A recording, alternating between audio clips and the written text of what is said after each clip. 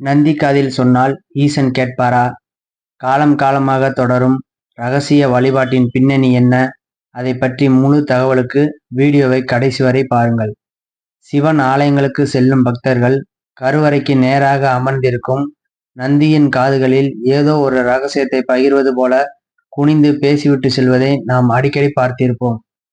காலம் காலமாக தலைமுறை கடைந்து தொடரும் இந்த ஆன்மீக பழக்கத்தின் பின்னால் ஆழமான நம்பிக்கைகளும் தத்துவமார்த்தமான காரணங்களும் பொதிந்துள்ளன.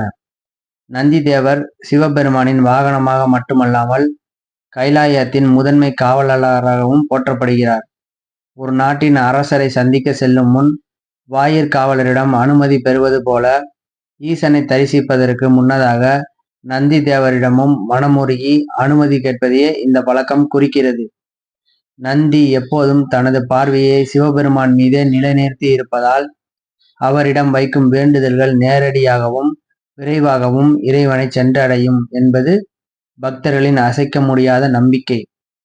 காதில் மெதுவாக பேசுவது என்பது ஒரு பக்தருக்கும் இறைவனுக்கும் இடையிலான மிக தனிப்பட்ட உரையாடலாகும். வெளி உலகிற்கு தெரியாமல் மனதின் ஆழத்தில் உள்ள கோரிக்கைகளை நந்தியிடம் சமர்ப்பிக்கும் போது அது ஒரு புனிதமான கிசுகிசுப்பாக மாறுகிறது. நந்தி தேவர் பொறுமை மற்றும் ஒருமைப்பாட்டின் அடையாளமாக கருதப்படுவதால் அவரை தரிசிக்கும் போது பக்தர்களின் மனம் சாந்தமடைந்து இறைவனை தரிசிப்பதற்கான பக்குவத்தை பெறுகிறது. ஆன்மீக ரீதியாக பார்த்தால் நந்தி என்பவர் ஒரு சாட்சியாக விளங்குகிறார். ஒரு பக்தரின் உண்மையான பக்தியையும் வேண்டுதலையும் உன்னிப்பாக கவனித்து அதை சரியான தருணத்தில் சிவபெருமானிடம் கொண்டு சேர்க்கும் தூதுவராக அவர் செயல்படுகிறார்.